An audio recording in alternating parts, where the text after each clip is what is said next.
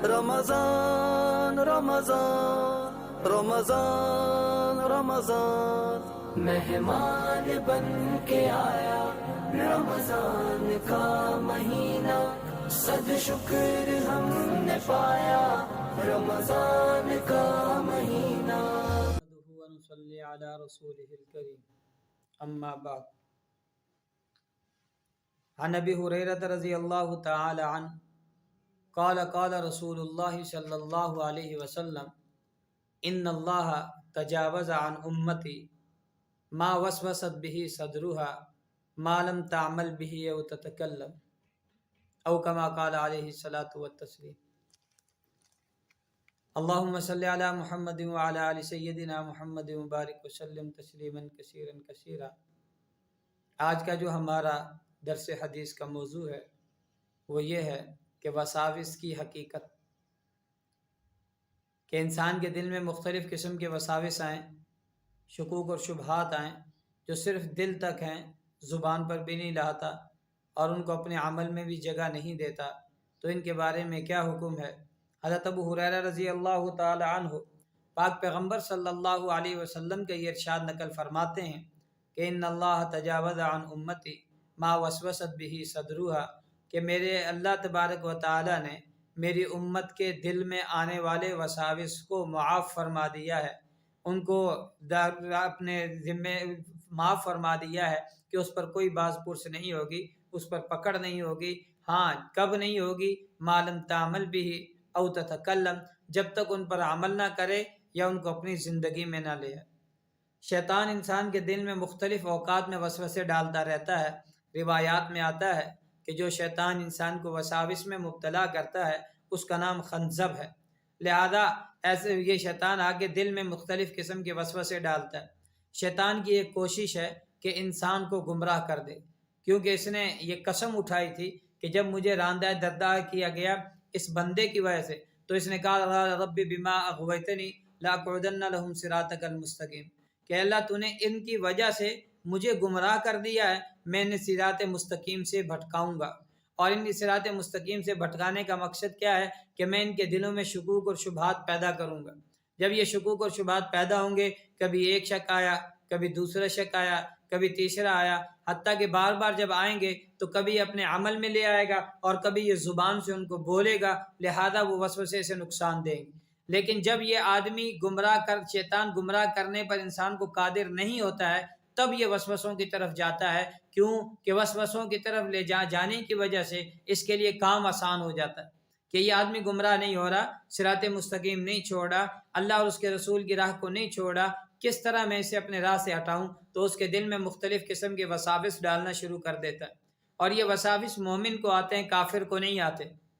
کیوں؟ کیونکہ کافر تو اس کے ہاتھ کا پہلے ہی کھلونا ہے، کافر تو اس کا پہلے ہی سامان تجارت بن چکا ہے، کافر نے تو اپنی آخرت اس کے ہاتھ میں اگر برباد کر لی ہے، لہذا یہ کافر کو نقصان نہیں پہنچاتا، یہ نقصان پہنچاتا ہے تو مومن کو نقصان پہنچاتا ہے۔ لہذا ہم مومنوں کو چاہیے کہ ہم اس شیطان کے چکروں میں نہ آئیں، اور اگر ہمیں وسوسے آتے ہیں اور یہ وسوسے اپنی زبان سے ہم اظہار نہیں کرتے اور یہ وسوسے آتے ہیں، ان وساوس پر عمل نہیں کرتے، تو فرمایا اللہ تبارک و تعالیٰ نے یہ وساوس انسان کے لیے معاف کر دی ہیں۔ لہذا جب معاف کر دی ہیں تو اس کے بارے میں پریشان ہونا، اس کے بارے میں دل چھوٹا کرنا اور اس کو وساوس کی وجہ سے دینی معاملات کو ترک کر دینا، یہ کسی صورت بھی مناسب نہیں۔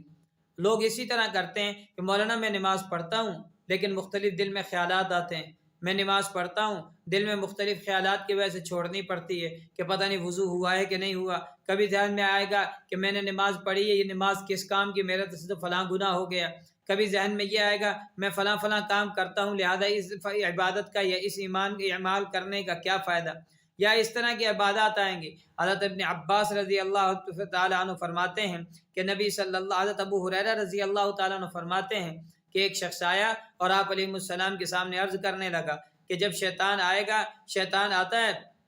اور وہ آ کر ہمارے دل کے اندر ایک بات ڈالتا ہے کہ فلاں کو کس نے پیدا کیا، ہمارے ذہن میں یہی آتا ہے اللہ نے۔ اچھا فلاں چیز کس نے بنائی، ذہن میں آئے گا اللہ نے۔ فلاں چیز کس نے بنائی، حتیٰ کہ وہ شیطان ہمارے دل میں ایک اور خیال پیوست کرتا ہے کہ اگر یہ سب چیزیں اللہ نے بنائی ہیں اللہ نے پیدا کی ہیں تو بتاؤ اللہ کو کس نے پیدا کیا؟ فرمایا جب یہاں تک بات پہنچ جائے فلیستعذ باللہ ولینتہی، کہ جب یہاں بات پہنچے تو فوراً استعاذہ بھی کرے اور یہاں پر رک جائے، یعنی اس سے آگے نہ چلے، کیونکہ اس سے آگے چلے گا تو اس کے لیے نقصان ہے، یہاں پر رک جائے۔ اسی طرح ایک صحابی آئے اور عرض کرنے لگے اللہ کے رسول، ہم اپنے دل میں ایسی ایسی باتیں پاتے ہیں کہ اگر ہم ان کو زبان سے بیان کریں تو ہمارا دل تصور نہیں کر سکتا کہ ہم بیان کریں، ہمارا اختیار نہیں ہے کہ ہم بیان کریں، ہم ان کو برا سمجھتے ہیں لیکن بار بار دل میں آتی ہیں، کیا کریں؟ آپ علیہ السلام نے فرمایا حل وجدتم، کیا تمہاری یہی کیفیت ہوتی ہے کہ جو خیال اور وساوس تمہارے دل میں آئیں تم ان پر عمل کرنے تو دور کی بات ہے ان کو بولنا بھی گوارا نہیں کر سکتے؟ فرمایا یہ تو ذریع الایمان، یہ تو ایمان کی صراحت ہے، یہ تو آپ کے لیے حقیقت ایمان آپ کو اللہ نے نصیب فرما دی۔ کیوں؟ اس وجہ سے کہ آدمی چور وہاں چوری کرتا ہے جہاں کوئی قیمتی چیز ہو۔ آپ نے سنیارے کی دکان پر دیکھا ہوگا کہ وہ اس کو کئی لاکروں میں رکھتے ہیں، مختلف کیمرے لگائے ہوتے ہیں اور باہر ہر سنیارے نے ایک گارڈ کھڑا کیا ہوتا ہے، پوری گلی میں جگہ جگہ گارڈ کھڑے ہیں، کیونکہ یہاں پر قیمتی چیز ہے، اس کا محافظ بھی موجود ہے، یہاں قیمتی چیز ہے اس کے لیے لاکر بھی موجود ہے، یہاں قیمتی چیز ہے اس کے لیے کیمروں کا انتظام بھی ہے، یہاں قیمتی چیز ہے، چور کی نگاہ ان راستوں پر ہوگی اس سے بچایا جائے۔ اور لکڑی کے ٹال پر آپ جائیں، لکڑی ساری باہر موجود ہے، کوئی آدمی نے اس کی چار دیواری بھی نہیں کی ہوئی، کسی آدمی نے اس کے اوپر کیمرے بھی نہیں لگائے ہوئے، کوئی خاص چوکیدار بھی مقرر نہیں ہے، کیونکہ وہ چیز قیمتی نہیں ہے۔ کافر کے اندر وسوسے نہیں آ رہے، مومن کے اندر وسوسے آتے ہیں، اس کے دل میں ایمان ہے اور اس ایمان کی قیمت قیامت والے دن پتہ چلے گی۔ جب کافر دیکھیں گے انعامات کو، اعزازات کو، ان کے اکرامات کو، تو وہ اس ٹائم فخر کریں گے کہ اتنی بڑی قیمتی، کاش ہم ایک مرتبہ زبان سے کہہ دیتے، کاش ہم ایک مرتبہ اس بات کو تسلیم کر لیتے۔ لہذا جب یہ قیمتی چیز ہے اور چور اس کو چوری کرنے آتا ہے، وہ دستک دیتا ہے، تبھی تو انسان کے دل میں وسوسہ آیا، وہ آگے چھیڑ چھاڑ کرتا ہے تبھی تو اس کے دل میں وسوسہ آیا۔ فرمایا اگر یہ بات ہے تو فرمایا ذالک صریح الایمان، یہ ایمان کی صراحت ہے، صریح ایمان اللہ نے تمہیں نصیب فرما دیا، تمہیں گھبرانے کی اس میں ضرورت نہیں۔ اسی طرح حضرت ابن عباس رضی اللہ تعالیٰ عنہ کی روایت ہے کہ ایک صحابی آپ کے پاس آئے، انہوں نے بھی یہی حالت بیان کی کہ اللہ کے رسول، دل میں ایسی ایسی باتیں پیش آتی ہیں کہ اگر ہم زبان سے بیان کرنا اپنے آپ کے جل جانے سے زیادہ ہمیں اس پر مشقت ہے، یعنی ہم جل کر کوئلہ ہو جائیں یہ مشقت کم ہے، اور جو باتیں دل میں ہمارے آتی ہیں، جو وساوس آتے ہیں، زبان سے بیان کرنا یہ اس سے بھی زیادہ تکلیف دہ ہے، کوئلہ بننے سے بھی زیادہ۔ آپ علیہ السلام نے فرمایا کیا تمہاری کیفیت یہی ہے؟ کہا اللہ کے رسول بالکل یہی کیفیت ہے۔ آپ نے فرمایا الحمدللہ الذی رد امرہ الی الوسوسہ، کہ تمام تعریفیں اللہ کی ہیں جس نے معاملے کو وسوسے کی طرف لوٹا دیا، یعنی وسوسہ تمہارے لیے نقصان دہ چیز نہیں، تم اس سے بچ جاؤ۔ اب اگر ایک انسان کو وسوسہ آ رہا ہے تو کیا کرے؟ آپ علیہ السلام نے پچھلی حدیث میں جس طرح فرما دیا کہ جب انسان کے دل میں مختلف قسم کے خیالات آئیں تو اسے چاہیے فلیستعذ باللہ، کہ استعاذہ کرے،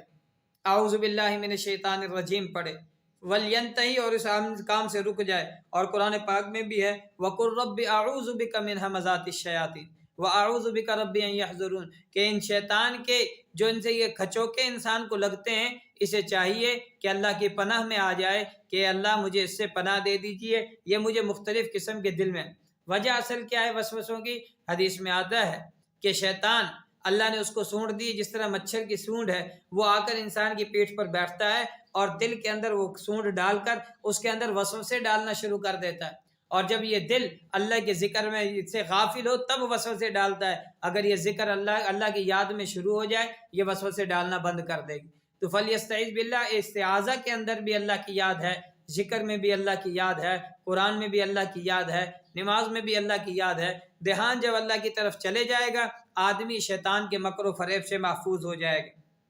شیطان کے مکر و فریب سے۔ اور ایک حدیث میں آپ علیہ السلام نے اس کا علاج بتایا کہ جب تمہیں بار بار کوئی وساوس آئیں تو ایک بات آخر میں کہہ دیا کرو آمنت باللہ ورسولہ، کہ میں اللہ اور اس کے رسول پر ایمان لے آیا ہوں، میں اللہ اور اس کے رسول پر ایمان لے آیا ہوں، اب اس کو نقصان نہیں ہوگا۔ تو ہمیں بھی چاہیے کہ وساوس ہمارے دل میں آئیں تو ہم انہیں خاطر میں نہ لائیں، وساوس کی وجہ سے عبادات نہ چھوڑیں، وساوس کی وجہ سے دل کو تنگ نہ کریں، ہاں استعاذہ کرتے رہیں، اعوذ باللہ پڑھتے رہیں۔ کوئی شبہات اور شکوک آئیں تو کسی عالم سے رابطے میں رہیں، ان کے سامنے بیان کریں کہ مجھے دل میں اس طرح کے خیالات آتے ہیں، اس کا علاج بتا دیجئے، وہ علاج بھی بتائیں گے، شکوک اور شبہات کو دور بھی کر دیں گے۔ اللہ تبارک و تعالی ہمیں عمل کرنے کی توفیق نصیب فرمائے۔ سبحانک اللہم و بحمدک، اشہد ان لا الہ الا انت، استغفرک و اتوب الیک۔